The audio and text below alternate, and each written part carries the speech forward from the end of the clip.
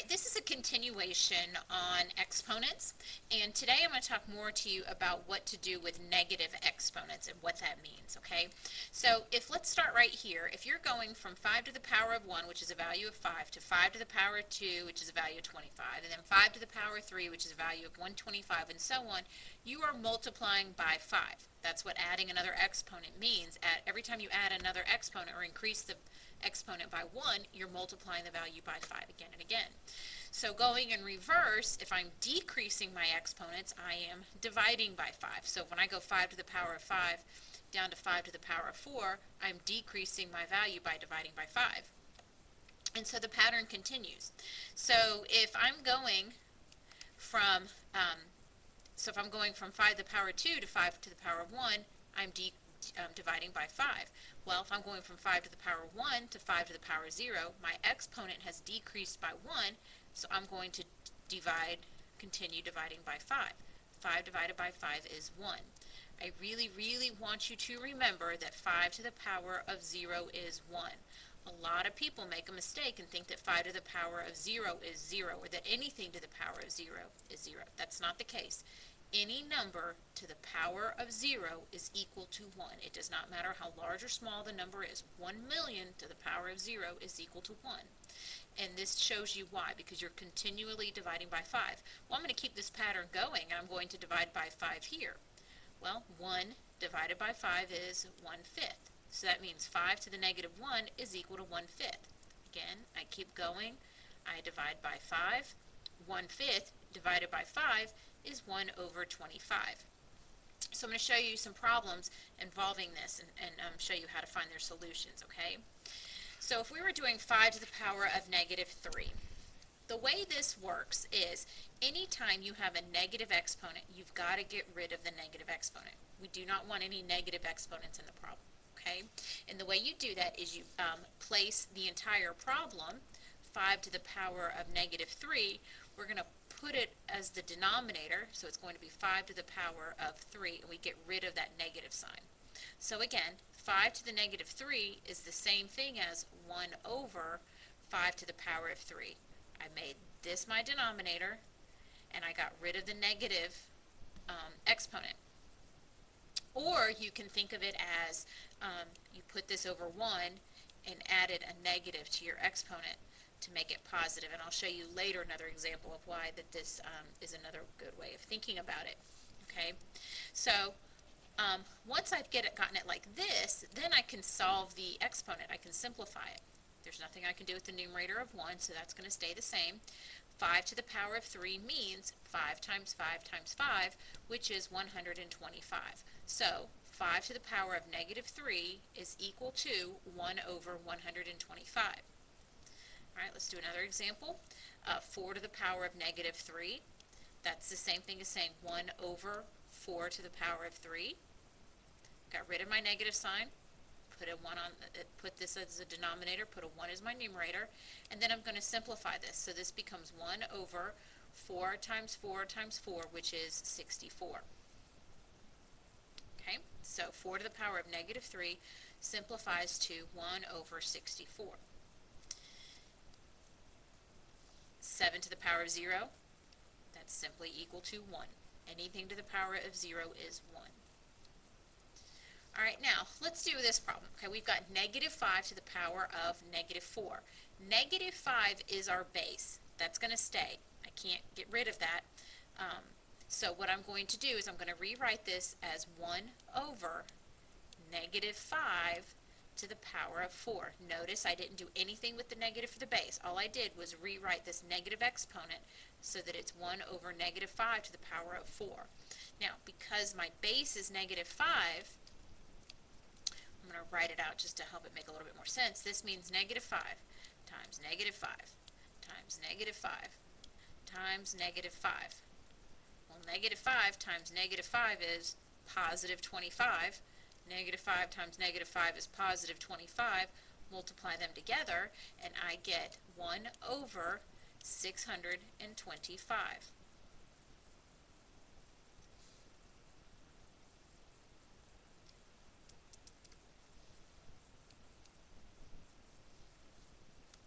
Now, this is different than if the problem was negative 5 to the power of negative 4. Again, we cannot have a negative exponent, so we're going to rewrite this as 1 over negative 5 to the power of 4. All I did was get rid of the negative exponent here. So this is now 1 over negative 5 to the power of 4. But remember, what we talked about yesterday, this is like saying negative 1 times 5 to the power of 4. The negative 5 is not the base. It's negative times 5 to the power of 4.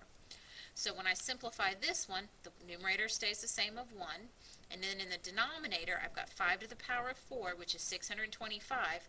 Then I multiply that by negative 1, so my answer is negative 625.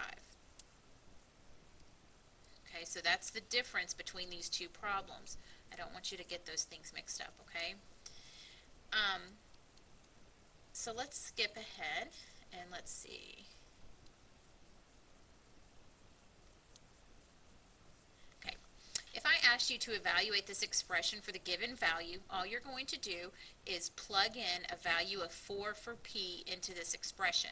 So this becomes 4 to the negative third power to the negative 3 power to the power of negative 3, which is equal to 1 over 4 to the third. Now I can solve this problem. 4 to the power of 3 means 4 times 4, which is 16, and then 16 times 4, which is 64. So 4 to the negative 3 power of negative 3 equals 1 over 64. If I gave you a problem like this, okay, you're going to evaluate the expression a is equal to 5 and b is equal to negative 3. That means I'm going to plug in 5 for a, and I'm going to plug in negative 3 for b. So the very first thing I want you to do is just plug it in. My suggestion is to not try to do too much in your head, is to write everything out. I think it's the best thing you can do. So I'm going to plug everything in, so that gives me negative 2 times 5 to the power of 0 times, sorry, I was about to write the wrong number there.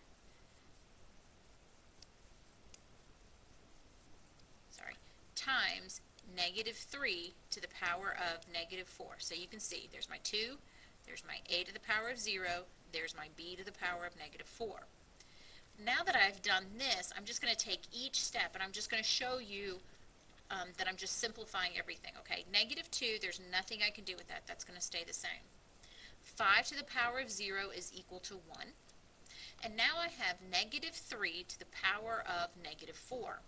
Well, negative 3 to the power of negative 4 is equal to 1 over negative 3 to the power of 4. I want to get rid of my negative exponent. So this is where the 1 over 3 to the power of 4 comes from, okay? So now I'm going to change colors again just to show you. Okay, again, my negative 2 doesn't change. I've got times my 1, which doesn't change. And I've got 1 over 3 to the power of 4. That's going to be 1 over 3 to the power of 4, which is 81. All I have left to do here is multiply. To me, I like it to look like a fraction. I like for everything to be a fraction, whether it's improper or not, just so that everything has a numerator and denominator. It just helps keep everything more in line when you're multiplying. Okay, so we're going to multiply our numerators, then we're going to multiply our denominators. And when we do that, negative 2 times 1 is equal to negative 2. And then 1 times 81 is equal to 81. So all of this, when evaluating it, is equal to negative 2 over 81. Alright, let's try it with this one. Okay, we're going to evaluate the expression. A is equal to negative 2, so it's going to be 8 times negative 2. The base is negative 2 there, so time to the power of negative 2 times b, which is 6, to the power of 0. And so now I'm going to go through and simplify.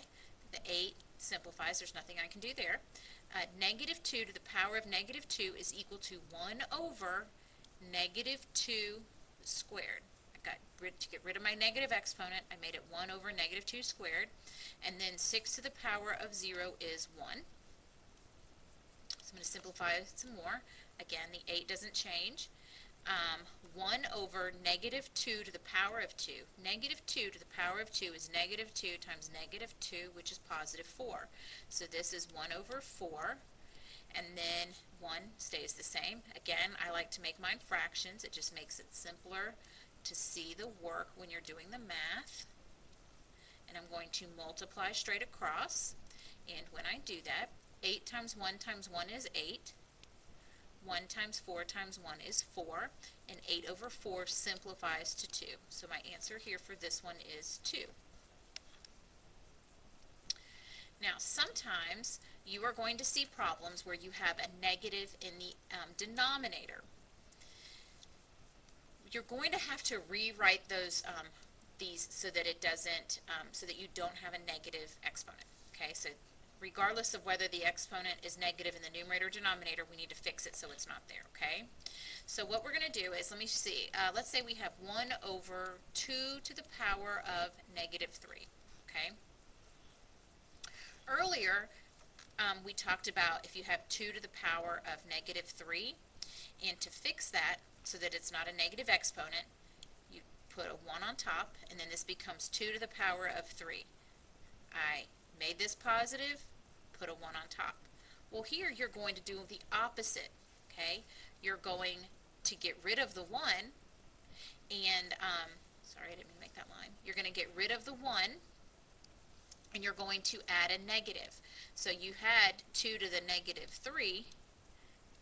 I'm going to put a negative sign in front of it, okay? Here, you could say we put a 1 on top and put a negative on it.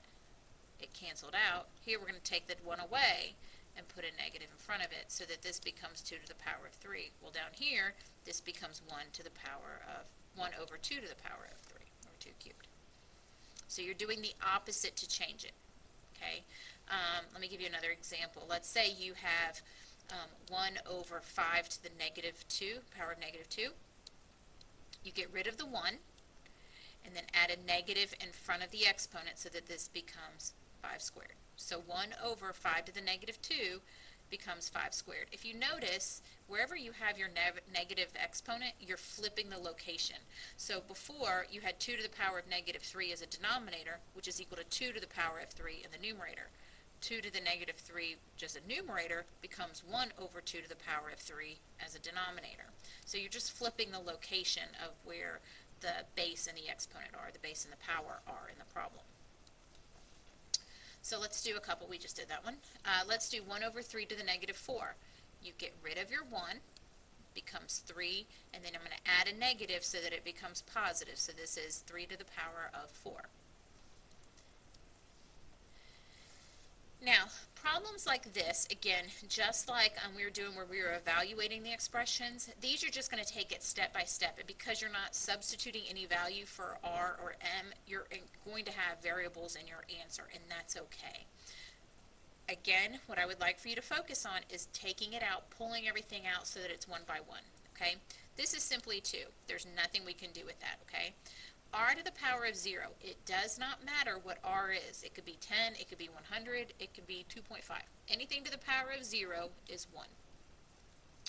Then we have m to the power of negative 3. Just because there's a variable here instead of a number doesn't mean that the rule changes. We make the numerator a 1, and we put m to the power of 3 as our denominator. So now, all I have to do is simplify this. I'm making them fractions, and I'm going to multiply. Remember, when you have your number and your variable next to each other, that means to multiply. So now I can go through here, and I can multiply, and I'm just going to multiply straight across. And when I do that, 2 times 1 times 1 is 2. 1 times 1 times m cubed is m cubed. So this simplifies to this. And again, you can see I had this negative exponent. So this was, like it was over 1, and it was a numerator. Now I'm swapping it and putting it down at the bottom, so it's a denominator. All right, let's do another one. We've got r to the negative 3rd power over 7. What's important to realize here is that this is the same thing as saying r to the power of negative 3 over 1 times 1 over 7. You have to pull this out because divided by 7, remember this is on the denominator, so this means r to the negative third power divided by 7. Well, dividing something by 7 is the same thing as multiplying by 1/7. Or you can think about it as if this is like 1 over 7 right here, but this simplifies, so 1 times r to the negative 3 is just r to the negative 3. So that's why we don't see that 1 there, but if I want to pull it out, I can pull out the 1/7, and then there's my r to the negative 3, r to the power negative 3. So now I'm going to simplify all of this. R to the power of negative 3 is 1 over r cubed times 1 over 7, and we simply multiply straight across because they're fractions, so numerator times numerator is 1, and then r cubed times 7 is 7r cubed. And you want to put the number in front of the variable. R cubed 7 is not mathematically correct. You want to put 7 times r cubed for this. Okay? Alright, let's try this one. This is the same thing as saying g to the power of 4 times 1 over h to the negative 6 power. And I'm going to put this g over 1, okay? So again, this is like g over 1 times 1 over h to the power of 6, okay? I'm going to simplify each one. G to the power of 4 over 1 is simply g to the power of 4. And then 1 over h to the power 6. Remember, if your exponent is negative in the denominator, it becomes your numerator, and you drop the negative sign, or you add in another negative, which will cancel it out and make you drop it. And again, this was in the denominator. Now it's the numerator. So this simply becomes g to the power of 4 times h to the power of 6.